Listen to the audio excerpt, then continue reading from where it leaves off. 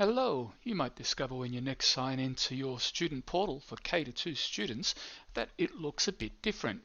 And a couple of things look different. The address that you go to has also changed. So you can either go in with this portal.det.nsw.edu.au address, but it will change and redirect you to this new address, or you can go directly to that new address, and that's what you see on your screen. And this is what it looks like for K-2 students when you first sign in. There will be a notification on your screen, and that notification will say welcome to your new portal, and this is to tell you that there's something new. And soon there'll be new notifications that will pop up on here. They could come from your school, or they could come from the Department of Education, and they'll tell you about important information from time to time. So you might see something here, or maybe you won't, and you can always get rid of this message when you've finished reading it, and that will then go away.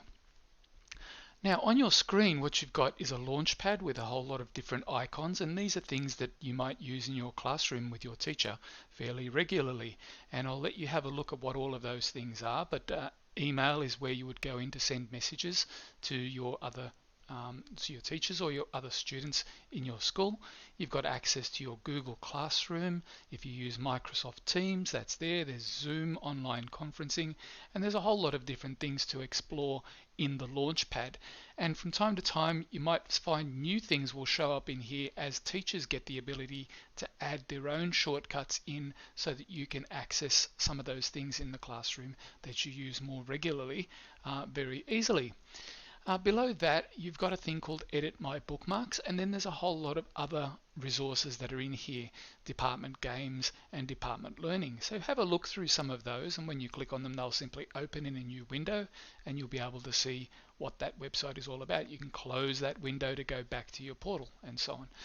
These bookmarks that you see here, this is where you can create your own. So if there are some things that you'd like to be able to get access to, some websites that you use regularly that aren't listed in here, you can add it yourself. So for example, I'm going to add one in here by clicking this option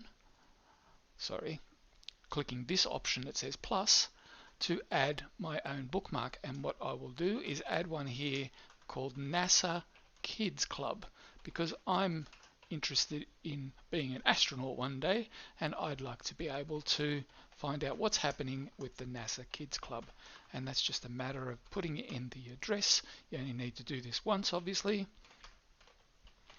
And when you do nasa.gov/kids club, you can assign a color to it. Let's say it's dark green, and save the bookmark, and it will appear now in my list. They show up alphabetical order, so you can always find them as your list grows. And when I click on that, it will take me straight to NASA Kids Club, and this is what the web page looks like.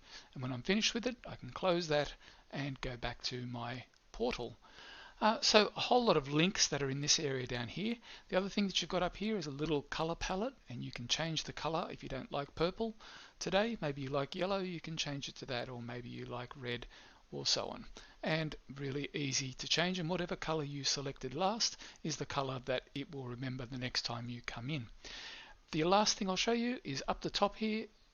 You have a little avatar for yourself. It's got your name at the top here. You've got an option to change the password. There's some help in here, a bit of text that explains what the portal is all about, and you can have a read of that, or read it with your parents or your teacher.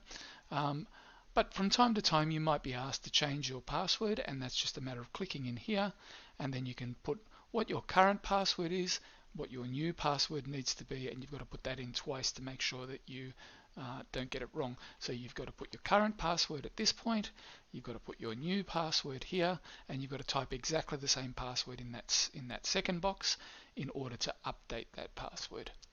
And that is your new student portal. When you're finished with it, it's a good idea to log out to make sure that nobody else, if this is a shared computer, nobody else can sign in with your account. Hope that was fun, and enjoy using your new student portal.